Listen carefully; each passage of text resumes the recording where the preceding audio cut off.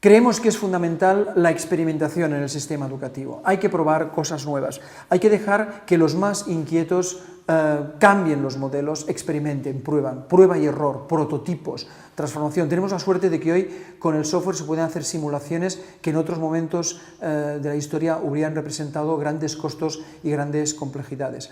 En ese sentido, los participantes en el movimiento E3 sois verdaderos pioneros. Estaréis utilizando la mejor observación de lo que está ocurriendo en el mundo educativo, vamos a alimentaros con las mejores experiencias, las mejores ideas, pero al mismo tiempo vais a disponer de una herramienta en donde colaborar en esa observación, exploración crítica para llegar a proyectos transformadores. No se trata de hablar por hablar, se trata de una voluntad legítima de definir proyectos que puedan transformar el sistema educativo.